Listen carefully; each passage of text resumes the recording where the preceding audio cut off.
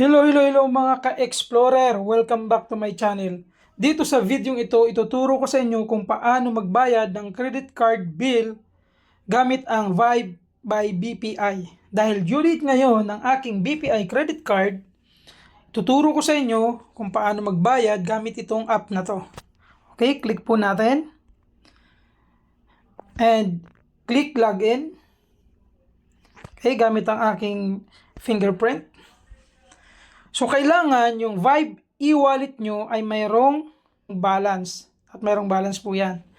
So, every time na ginagamit nyo itong Vibe e-wallet na to, nagkakaroon kayo ng BPI rewards. Ito. Okay? So, sa ngayon, mayroon akong 3,701 na BPI rewards.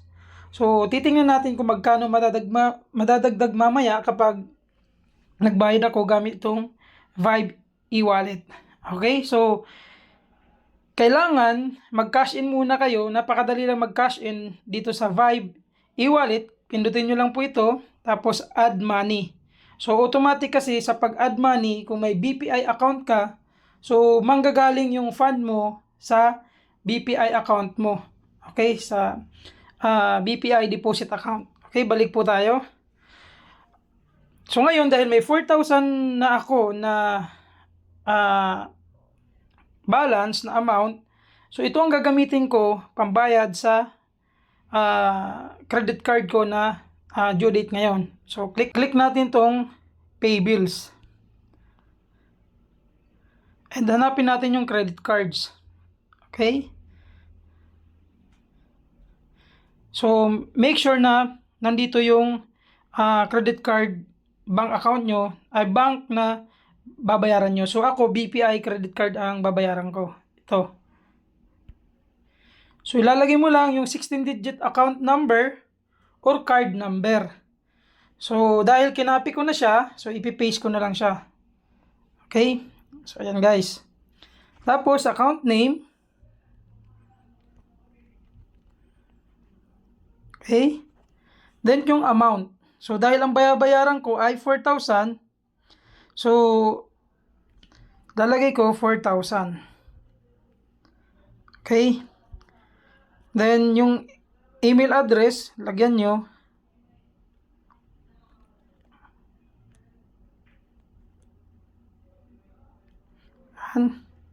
So lalagay ko lang email address para dyan mag-send ng notification kapag nag-transact po tayo. Okay?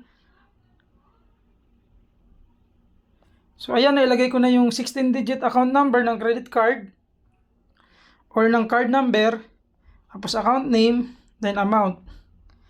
Okay, sabi dito, convenience fee may apply. So tingnan natin kung may charge. So ang good news, guys, good news, convenience fee, wala pong bayad. Okay, so ayan. Make sure na tama yung credit card account number. Okay, click natin tong pay now.